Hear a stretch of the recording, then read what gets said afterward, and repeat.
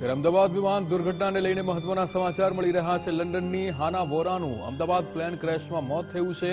હાનાના પરિવારના ડીએનએ ભારત મોકલવા વ્યવસ્થા કરવામાં આવી રહી છે। લંડન એમ્બેસીએ હાનાના ભાઈ માતાના ડીએનએની વ્યવસ્થા કરી છે।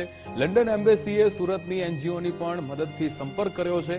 હાનાના ભાઈ માતાના ડીએનએ કસોટી ભવન લાવવામાં આવ્યા છે।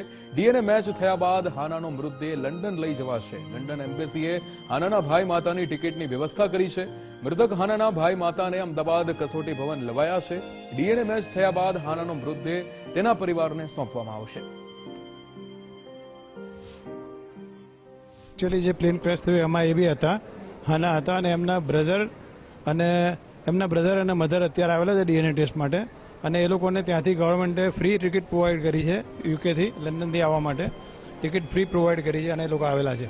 અને અહીંયા અમે અમારી ચેરિટેબલ ટ્રસ્ટ છે અમારું, એટલે અમારો કોન્ટેક્ટ કર્યો, સુરત કોન્ટેક્ટ કર્યો ત્યાંથી એક ભાઈએ લંડનથી, એમણે એક ભાઈનો કોન્ટેક્ટ કર્યો સુરતમાં અને સુરતથી એ ભાઈએ અમારો કોન્ટેક્ટ કર્યો કે આ લોકો આવે છે, તમે એમને સપોર્ટ કરજો, હેલ્પ કરજો લઈ જવા માટે હાથે।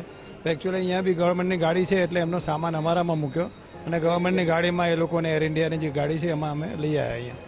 એ ત્યાંની ગવર્મેન્ટે વિઝા પ્રોવાઈડ કરી છે અને એને પ્રોવાઈડ કરવા માટેની જે બધી કાર્યવાહી જે કરવી પડે ત્યાંના જે કાઉન્સિલ છે એમણે બધી વિધિ કરી। અમારા પટેલ જ છે, અમારી કોમ્યુનિટીના છે સલીમભાઈ પટેલ, અને એમણે બધી કાર્યવાહી કરી અને એમના થ્રુ પછી આ જ્યારે કામ એમની વિઝા મળી ગઈ પછી જે એર ઇન્ડિયા છે એમણે ફ્રી ટિકિટ પ્રોવાઈડ કરી છે અને એર ઇન્ડિયાની ફ્રી ટિકિટ ઉપર એ દિલ્હી આવ્યા અને ત્યાંથી દિલ્હીથી એની ફ્રી ટિકિટ ઉપર અમદાવાદ સુધી આવ્યા। અને અમદાવાદ આવ્યા પછી ડીએનએ ટેસ્ટ માટે જ્યારે અહીં આવવાનું હતું તો અમે અમારી પોતાની ગાડી લઈને ગયા હતા, પરંતુ તેમણે એવું કહ્યું કે અમારી પોતાની એર ઇન્ડિયાની જે ટાટા કન્સલ્ટન્સી છે એની અમારી પોતાની ગાડી છે એમાં અવેલ કર્યું તો એ કારણ તમારી પ્રાઇવેટમાં જો તો પ્રાઇવેટમાં જરો, પણ જે આવેલા છે મોહમ્મદભાઈ એમણે એવું કીધું કે હું એમની ગાડીમાં પ્રોવાઈડ જઈશ અને એમની સાથે એર ઇન્ડિયાના એક એર હોસ્ટેસ જે છે એ ઓફિસર કક્ષાના એ પણ એમની સાથે જ અહીંયા સુધી અમારા સુધી બીજે મેડિકલ સુધી આવ્યા અને એમને અહીંયા ડ્રોપ કરી અને અહીંયાના જે લોકલ ઓફિસર્સ જે છે ડૉક્ટર્સ એમની સાથે એ લોકો એર ઇન્ડિયાવાળા સંપર્કમાં હતા, એમને બહાર બોલાવ્યા ડૉક્ટર્સને, બહારથી પિકઅપ કરીને ડૉક્ટર પોતે અંદર લઈને ગયા।